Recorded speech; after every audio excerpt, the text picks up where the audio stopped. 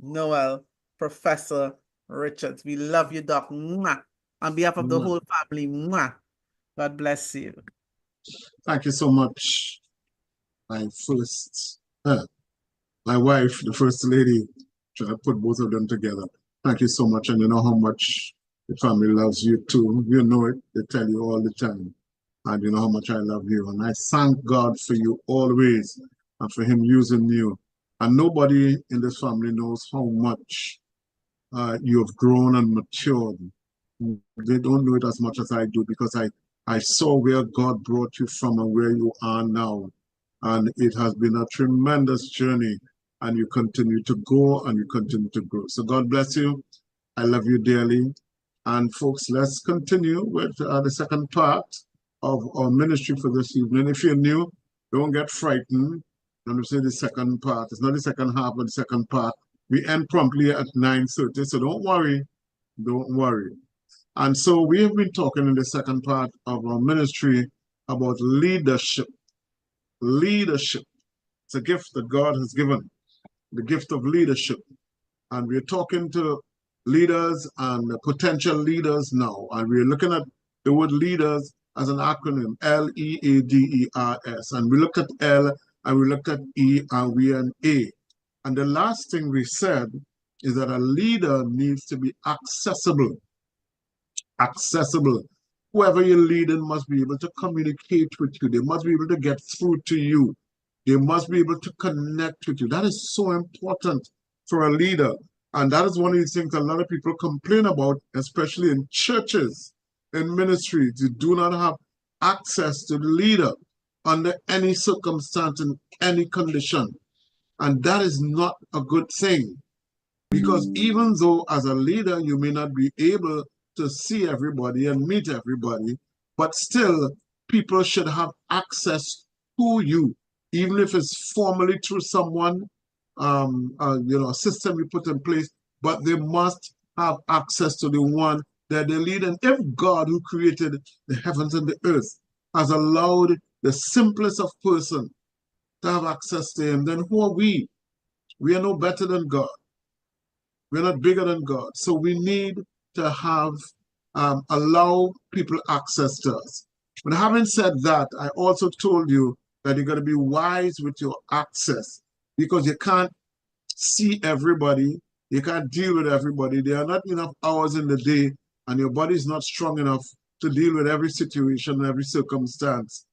But even people should have access to you, even if it's through your wisdom. If you train people to represent you, to do things on your behalf, then they can still, in that way, have access to you.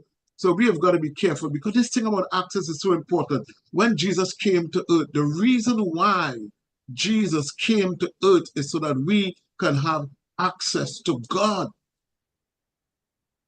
Are you hearing me? I want you to understand that the reason why Jesus came to earth is so that we can now have access to God. He gave his life so that we can come back to God. We now have the access that Adam had with God. All right, the access to God that Adam had. So access is important. Access is very important. We have a little issue in our home. We saw a rat the other day, and we've been trying to get him. We've been trying to kill him, right? And he's hiding. And one of the things is we don't know how he gained access into the home. And what we have to do is find out, one, how it gained access so we can block it off, so we can block access, because you have to block some access leaders. There are some people and things that you have to not allow them to have access to you. The Bible says, resist the devil and he would flee. The devil wants to have access to your mind so he can control you. And so there are some things that you have to shut off access to, otherwise you would be in serious trouble. So while you have to be accessible, you have to be wise, because there are some people you have to deny access to. And one of the challenges we have, even as parents, is that our children, and this is the difference between when I was growing up and when now that my children are growing up. I didn't have access to the kind of material that they have access to. Children can access pornography. They can access information, how to kill somebody, how to do this, how to do that. People now have access. And that's why the world is the way it is, because of this thing called access. In this country, people are bringing in guns. People have access to weapons to kill people. I'm trying to get you to understand how important access is. Some access that you have to embrace as a leader and allow your people to have access. And then there's something you are not supposed to let people have access to. So we've got to be careful with this thing called access. And I promise you, we're going to come back and talk about that the next time, because there's so much more to be said about this thing called access. But as a leader, you need to be accessible. We will come back to that, but there's so much more I want to talk about. But I want to move on tonight, and I want to let you know that a leader, another A that we're looking at, is that a leader is supposed to be ambitious. Ambitious. A leader should try to achieve great things, not just for himself, but also for the followers. Whoever is following you, whoever you are leading, you need to want great things for these people. Jesus wanted great things for us. That place where we could come back to God. He didn't just come to heal the sick and raise the dead. He wanted to elevate us to a place where we will be seated in heavenly places with him. And that was his ambition. That was his goal when he came. And as a leader, you need to have ambition, not just for yourself, because you need to elevate yourself. You should need to want to go higher, to do more, to accomplish more, to achieve more. If you're settling for where you are, then that's all you'll be. First Lady was saying tonight that there's some people, you can't get promoted because you want to keep everything to yourself. You don't want to share anything with anybody. That's a person who's not ambitious. That's a person who's selfish. You want to keep all the information to yourself so that you alone know, because you feel, and I say feel, but there's a saying that knowledge is power. So you want to be powerful, so you have the knowledge. I experienced that where I used to work many, many years ago, where I was the second in command, and things weren't shared with me. And so when that person went on vacation, I was at sea, I was lost, because there were certain things that were never passed on to me. That is not the way a leader should be. A leader should want to elevate those who are below him or herself. So your ambition is not just for you, but it's for the people that follow you. You should not be satisfied with where you are at as a leader, and you should not be satisfied where your followers are at. And one of the things that we need to understand in this day and age is that because information is so readily available and people are reading and they have access to it, you have to stay ahead of those that you are teaching, those who are following you. You have to stay ahead because information is out there. So a leader must be ambitious. You must want to go somewhere. Must want to climb the mountain. You must want to scale the heights, and you must want to bring the people with you. As a leader, you must be able to see the goal and go after it. A leader needs to be ambitious. You cannot settle for where you are and who you are. You cannot settle for where your followers are at and who they are. You've got to have ambition. Here's a young man that have ambition. 1 Samuel chapter 17, verses 20 to 27. 1 Samuel chapter 17, verses 20 to 27. Let's read that one.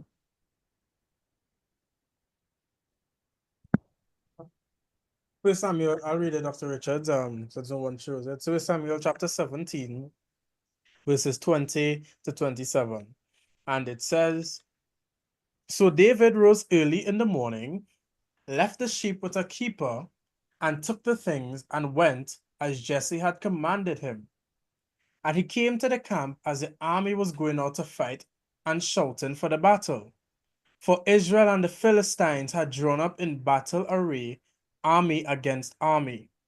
And David left his supplies in the hand of the supply keeper, ran to the army, and came and greeted his brothers. All right, stop there a second. So just to give you some context, David's brothers were in the army. They were fighting against the Philistines, and there was this giant in the Philistine called Goliath. You know the story. David was keeping the sheep, but he was sent by his father to look after his brothers. So he's going now to look for his brothers in the army and carry something to them and to find out from them how the war was going. So go ahead. Then as he talked with them, there was the champion, the Philistine of Gath, Goliath by name, coming up from the armies of the Philistines. And he spoke according to the same words. So David heard them, and all the men of Israel, when they saw the man, fled from him and were dreadfully afraid. So the men of Israel said, "Have you seen this man who has come up? Surely he has come up to defy Israel. And it shall be that man who kills him, the king will enrich with great riches. And it shall be that man who kills him, the king will enrich with great riches, will give him his daughter, and give his father's house exemption from taxes in Israel." Then David spoke to the men who stood by him, saying, "What shall be done for the man who kills this Philistine and takes away the reproach from Israel? For who is this uncircumcised Philistine that he should defy the armies of the living God?" And the people answered him in this manner, saying, "So shall it be done for the man who kills him." Thank you. So David came to look for his brothers, heard the Philistine Goliath, and everybody was afraid of him. And you know what David asked? David wanted to know, what shall be done for the man who kills this man? If I kill him, what am I going to get? He wasn't greedy. He was ambitious. He wanted to know what he would get if he did what all of them were afraid to do. That's ambition. He wanted to know, A, is there something that I can get out of this if I accomplish this thing? And that's how a leader is supposed to think. What will be the reward for this? That's what I call ambition. In fact, the story goes on to say his brothers were upset and angry with him. But David knew he didn't just want to stay as a little shepherd boy taking care of sheep while his brothers were in the army. He knew his ability. He killed a lion, he killed a bear. And here he is now. And he's thinking past shepherd. He's thinking past little boy in the back of his father's house in the farm. He's thinking past that. His thinking went way beyond what they were seeing in him. As far as he was concerned, he was a victor. As far as he was concerned, he will accomplish this task. That's ambition. That's when you go after something that even some people might say, that's too big for you, that's too great for you. But you can go after it. That's ambition. A leader needs to be ambitious. We have other examples, but I'm just going to leave that there. Another A that a leader is supposed to be is that he's supposed to be astute. Those of you know that word? Astute? A-S-T-U-T-E. To be astute is to have the ability to assess situations and people. That's what astute means. Having the ability to accurately assess a situation or to assess people. A leader needs to be astute. He must be able to look at a situation and assess it. Is it good? Is it bad? Let's look at Mark 6:33 and 34.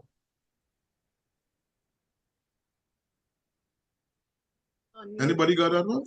Yeah, good night, everyone. Mark 6:33 to 34. And the people saw them departing, and many knew him, and ran afoot thither, out of all cities, and out went them, and came together unto him. And Jesus, when he came out, saw much people, and was moved with compassion towards them, because they were as sheep, not having a shepherd, and he began to teach them many things. Thank you. To be astute is to have the ability to assess a situation of people. When Jesus saw them, immediately in his mind, listen, I am really concerned about these people. They are like a sheep without a shepherd. Nobody else saw that. The disciples didn't see that. It didn't say anybody else saw that, but Jesus was be able to assess the situation, and he started to teach them. You as a leader must look at a situation, size it up, assess it, and do what is necessary in that situation. That's leadership. That's what a leader does. While everybody else is just part of the whole thing, they're just going along. But Jesus looked at them and he said, listen, I was moved with compassion because of them. They are like a sheep. They don't have a leader. They don't have a shepherd. And so he began to teach them. That's being astute. Let's look at Luke 11:16 to 22. Good night, everyone. Others testing him sought from him a sign from heaven. But he, knowing their thoughts, said to them, every kingdom divided against itself is brought to desolation, and a house divided against a house falls. If Satan also is divided against himself, how will his kingdom stand? Because you say, I cast out demons by Beelzebub. And if I cast out demons by Beelzebub, by whom do you son cast them out? Therefore, they will be your judges. But if I cast out demons with the finger of God, surely the kingdom of God has come upon you. When a strong man, fully armed, guards his own palace, his goods are in peace. But when a stronger man, he comes upon him and overcomes him, he takes from him all his armor in which he trusted and divides his spoils. Thank you. Jesus was able to size up the situation. They came testing him. They asked him for a sign. But he knew and he understood what was going on. And so he explained to them, listen, every kingdom divided against itself, it will fall. No kingdom, when you fight against yourself, you will never win. You will lose. And he went on to explain to them, if Satan casts out, if I cast out demons, then who do your sons cast them out? By whom do your sons cast them out? He was able to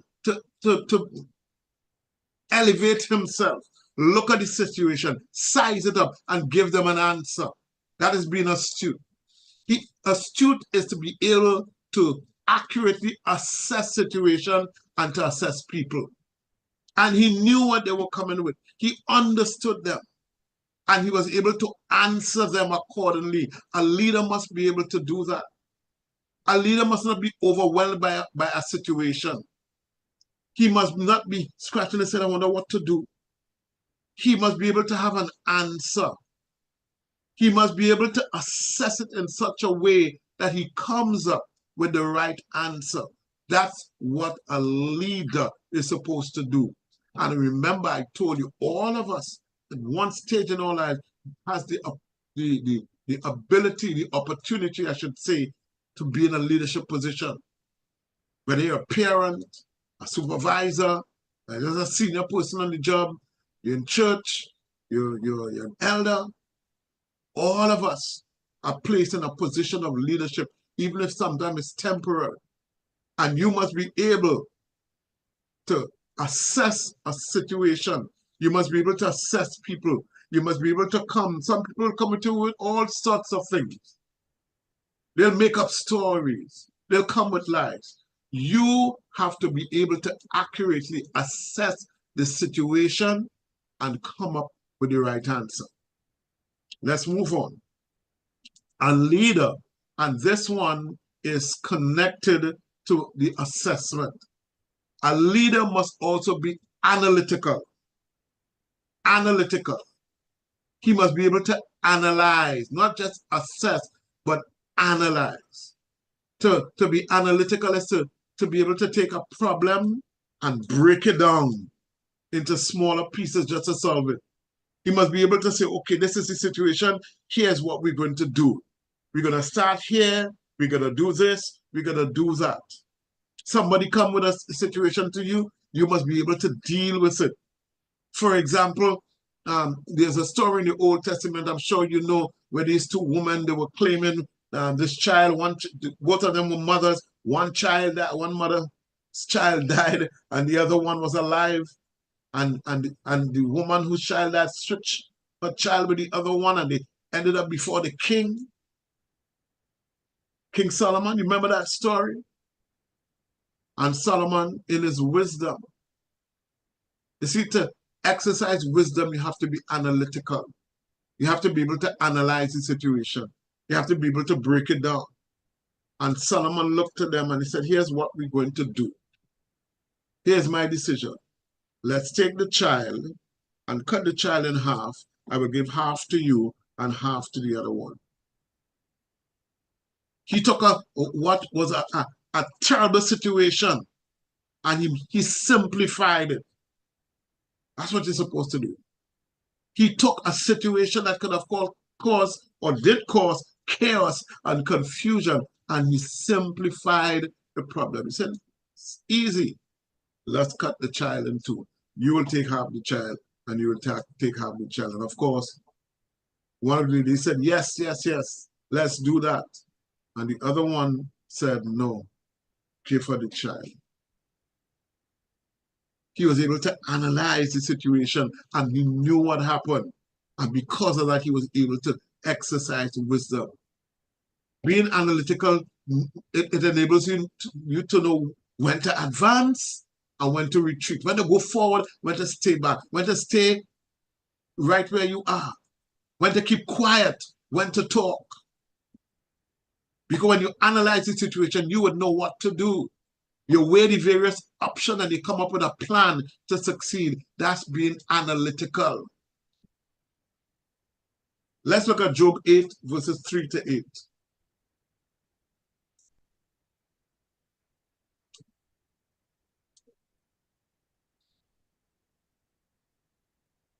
Anybody has that one, Joshua? Job 8, 3 to 8, you said, Dr. Richards? Sorry, Joshua 8, 3 to 8. Joshua. Did I say Job? Yes. Well, my apology. Joshua 8, 3 to 8. Good evening, everyone. Aye. Joshua 8. 3 to 8. Yes. So Joshua arose, and all the people of war to go up against Ai. And Joshua chose 30,000 mighty men of valor, and sent them away by night. And he commanded them, saying, behold, you shall lie in ambush against the city, behind the city. Do not go very far from the city, but all of you be ready. Then I and all the people who are with me will approach the city, and it will come about, when they come out against us, as at the first, that we shall flee before them. Verse 6. For they will come out after us till we have drawn them from the city. For they will say, they are fleeing before us, as at the first. Therefore, we will flee before them. Then you shall rise from the ambush and seize the city, for the Lord your God will deliver it into your hand. And it will be, when you have taken the city, that you shall set the city on fire. According to the commandment of the Lord, you shall do. See, I have commanded you. Thank you so much, Elder Ruth. When you are analytical, you are able to plan strategy, even against your enemy and against people that come up against you. Joshua and Israel were going up against AI. Isn't it interesting? The name of this city is AI. And that is one of the issues we have in 2024, where AIs are taking over. That's food for thought. So back in the days, they were fighting AI, and even now, we are still fighting AI. And so Joshua was able to plan the strategy. He analyzed the situation and he said, here's what we're going to do. We will go up against them. And when they come up, we will run. And we'll allow them to chase us because they will think that they have the upper hand. And as they come out, we will set an ambush for them. And when they come out, we will capture them on both sides and we will kill them. And that's what, you know, that was the strategy. That was the analysis. And that's what, you know, you pay people to do that. Especially, in companies. You have somebody come to analyze your company, to break it down into pieces and say, this is where the problem is. You have 5 stores and one is not making money. Why is that one not making money? Because maybe it's located in the wrong place. Here's what we're going to do. And you put strategies in place. As a leader, you have to be analytical. You have to be able to analyze if you want to know what the problem is and how to solve it. That's a leader. And even in your home, as a parent, you have to sit down and strategize sometimes to get your children to do things. Sometimes you have to sit down and strategize, woman, how you get your husband to do things. I know some women will say amen to that. But you have to be analytical. You have to look at the facts. You have to look at what is happening. What can I do to change this? What can I do to make it better? Should I continue to do this or should I stop? Should I do something else? That is being analytical. You analyze the situation. You don't just rush into it. You don't just decide this is what we're going to do. You have to analyze first. That's why you have things like statistics. That's why the government uses statistics to deal with certain things. They analyze the situation. Even right now where there's election in the air, both in the US and here, election to come, they're doing a lot of analysis. They look at the last election and they break it down. Where did we get most of the votes? Which ethnicity voted for us? Where can we, do better? That is, you're able to strategize if you analyze. A leader has to be able to do that. If you cannot analyze, then you will always lose. You will always, always lose. We're almost out of time, but let me just give you another one. And we're not going to go into it in detail. A leader must be action-oriented. Action-oriented. What do I mean by that? A leader cannot be lazy and laid back. You cannot be a leader if you're not willing to get up and lead the people. If you're lazy and laid back, then you can't lead because the people get ahead of you. You must be action-oriented. You must be ready. And I don't mean to rush into battle. I don't mean to rush into action. But you must be ready to do something about the situation. And not only that, not only when there's a problem, you must be able to say, listen, this is what we are going to do. And do it. As a leader, people are waiting for you to take action. As a leader, and it is one of the problems that a lot of people have when you complain to the boss, this is going on.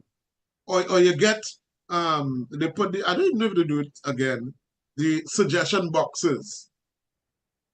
And you take a suggestion and you write it out and you do it up nice and you put it in the suggestion box and nothing happens. And you're waiting and waiting for them to take action and nothing happens. Anybody ever experienced that? They ask you for your ideas They want to know, what can we do to move forward? What can we do to make things better? What can we do? Let's hear your ideas. Bring it for us. Come on, let's hear you. And you sit down and you write out your thing and you put it in the suggestion box. And you wait. And you wait. And you wait. And you're still waiting because they didn't do anything. That's not leadership. Leadership says, I will take action. Even if it is to come back and say to you, we have received your thing, and well, either they ask you to give more details or tell you, well, look, this, we would like to try it, but it can't work, whatever it is. But you must, as a leader, give feedback. And feedback is not only when we receive a suggestion. We want to know, leaders, the followers want to know that you have considered what they have put there. And if it cannot work, tell them why. You cannot say you included everybody and you want everybody's opinion because you want them to feel included. And when they give you their opinion, you do nothing. Leader, you must be action-oriented. Even if you don't agree, even if the suggestion cannot work, do something. Move. Don't be lazy. Don't be laid back. Don't be unforthcoming, if there's such a word. People need to see action from their leaders. When things happen, imagine you are in a business place and somebody do something wrong and nothing is done. Nothing is done. How do you think that happened? What do you think happens in a case like that? Even in your own home. You say don't do X, Y, Z, and one of your children does it and you do nothing. What messages that you're sending for the other children? You must be action. You must be ready to do. You must be willing to move on your word. You must be ready for action. Are you hearing me? So we're going to stop here tonight and continue tomorrow, God's willing. I want to, I'm hoping and trusting that you're receiving from this, because God doesn't speak unless there's a reason. And God is teaching us these things because he's preparing us. So I want you to take it. When you come to Kingdom Study, please walk with a pen and paper. Take your notes. Go back and revise it. And for those of you who belong to other ministry, you can share it with others from other ministry. There are some of you God is calling to be a leader. He's calling you into a leadership position. And this is your preparation for leadership. It may not be here, but it may be in your own ministry or somewhere else. Take heed, please. Amen. God richly bless you. I'll see you tomorrow night. God's willing.